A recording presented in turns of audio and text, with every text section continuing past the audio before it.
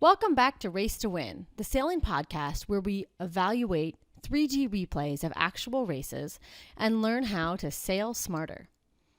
Today, we're going to be learning how to understand a really cool feature of the 3D replays here at raceQs, which is the VMG polar charts. First of all, the vertical axis is the true wind direction. If we zoom out to the leg view, we click Match View,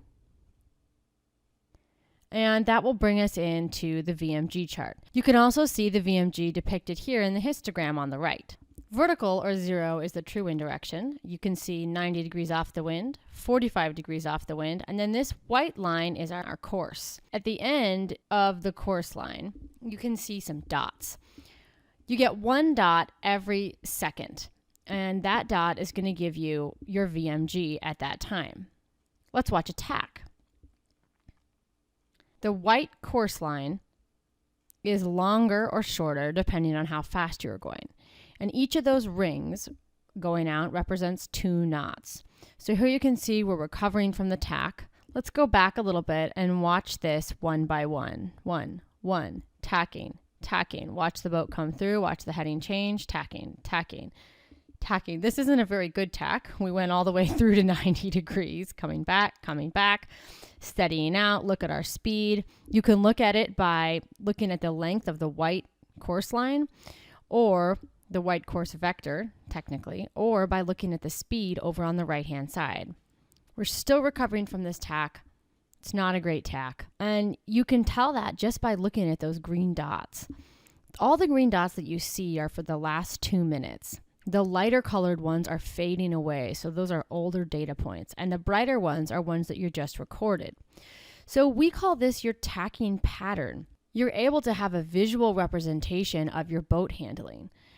This is pretty bad right here where I stopped it. That was not a very good recovery from the tack. You see a very wide spread.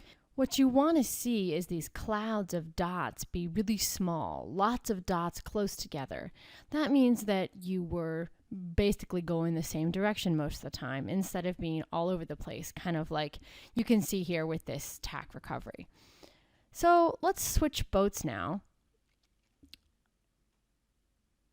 and see, because what happened is, as we were messing around recovering from the tack in Alpha, Charlie came up and just went right by us because it took so long to recover from that tack.